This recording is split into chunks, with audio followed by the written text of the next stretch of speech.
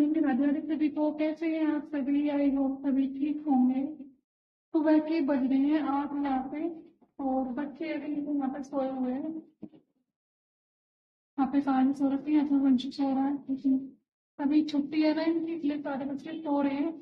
और मैं थोड़ा करके काम में लगी हूँ, खाना वगैरह पूजा करनी है अभी। और थोड़े से ना कुकर में मैंने आज बच्चों को छुट्टी है इसलिए स्कूल चावल बनने के लिए रख दी है, मतलब रखने जा रही हूँ किचन में। और बाकी काम कर लूंगी, तब तक छोले उबलेंगे। थोड़े से कपड़े यहाँ पे सुबह धोकर सुखा दिए, गर्मी बहुत हो रखी है। धूप के टाइम में कपड़े धोने का बिल्कुल मन नहीं करता। और देखो, सुबह उठते ही ना धूप इतनी तेज निकलती है, बहुत ज्यादा गर्मी है हमारे यहाँ पे तो। बारिश हो नहीं रही है। और अभी जब एसी में सोते हैं ना, उसके बाद जब दिन में काम करते हैं तो बस पसीने ही पसीने होते हैं। बहुत ज्यादा गर्मी लगती है एसी में सोने के बाद। सो गाइस, यहाँ पे मैं अभी झाड़ू लगा रही हूँ। सुबह के 8 बज चुके हैं, क्योंकि थोड़ा सा ना अभी मैं कुछ दिन से तबीयत खराब की वजह से लेट उठती हूँ। उसके बाद नाश्ता पानी सबको किचन में झाड़ू लगाने के बाद जो बनाती हूँ सबको देना होता है। और सुबह जो है, मतलब रात मुझे कई बार उठना पड़ा, वंशु की रात को तबीयत खराब हो गई थी, उसको फीवर और पेट दर्द हो रहा था।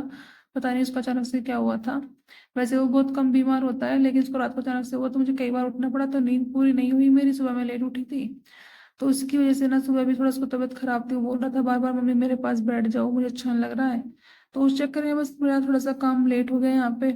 और ऑलमोस्ट 8 से बज गए थे, हाँ 8 ही बज गए थे, तब तक मैंने यहाँ पे फटाफट झाड़ू पोछा किया, क्योंकि ना पूजा को लेट होता है तो अच्छा नहीं लगता। बालकनी को पहले ही सुबह साफ कर दिया था मैंने, और यहाँ पे अच्छे से डीप क्लीनिंग करते हुए सारे घर में पोछा झाड़ू करने के बाद है ना, छोटे मोटे थोड़े डस्टिंग के काम होते हैं वो भी कर लिए थे।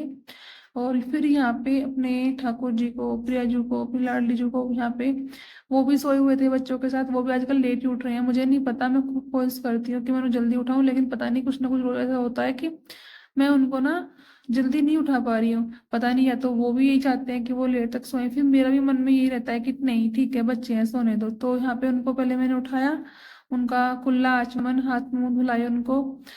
कुल्ला आचमन का जो जल होता है या जो भी भोग होता है उसमें तुलसी पत्र जरूरी होता है। तो ये चीजें मैं बताती रहती हूँ, कोई अगर आप में से कोई भी मेरी वीडियो देख रहे हैं और आपको भी ठाकुर जी की सेवा करना अच्छा लगता है या फिर आप करते हैं, तो उसके लिए इंफॉर्मेशन के लिए। तो यहाँ पे मैं अपने केशव, क्या ही बताऊं, कुछ भी प्रॉब्लम होती है मन में, कोई चीज चल रही होती है, अच्छा नहीं लग रहा होता है किसी चीज को, तो बस अपने केसों को गले लगा लेती हूँ। ऑप्शन नहीं होता है मेरे पास कुछ भी, उसको सब कुछ बोल देती हूँ, क्योंकि उसको सब कुछ पता होता है कि मैं कहाँ गलत हूँ कहाँ सही हूँ।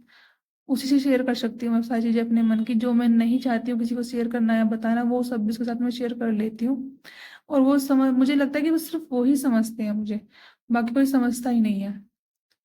और मेरी थॉट भी यही है कि हम किसी के लिए कितना भी एफर्ट कर लें, कितना भी हम आप अपनी फैमिली, देखो कोई भी कुछ भी, आप किसी के लिए भी, जो भी आपके करीबी हैं, किसी के लिए भी आप कितना भी एफर्ट कर लो, भगवान के अलावा आप ना किसी को कुछ समझा सकते हो ना कोई समझ सकता है। सिर्फ आप खुद को समझ सकते हो या फिर आपकी भगवान आपको समझ सकते हैं। और मुझे ऐसा लगता है कि मेरा कन्हैया, मेरा लाला मुझे अच्छे से समझता है, क्योंकि जो चीज़ से मैं परेशान होती हूँ, मैं बोलती हूँ कि मुझे कंफ्यूजन है यहाँ पे, इस चीज़ को, मेरी कन्फ्यूजन को दूर कर दो, तो वो बखूबी उस चीज़ को दूर करते हैं, मतलब कन्फ्यूजन को मेरी को दूर करते हैं, मुझे आईना दिखाते हैं कि हाँ ये चीज़ ऐसी है। तो मैं उसके साथ रहूँ ना रहूँ, उस चीज़ को मैं अपने पास लूँ ना लूँ, वो सिर्फ वो देखते हैं, मतलब सब कंफर्म कर देते हैं। उसके बाद यहाँ पे अपने बच्चों को मैंने नहलाया, बाद में था। और पहले मैंने यहाँ पे आके भी छोले उबल गए थे, उनको भोग लगा दिया था।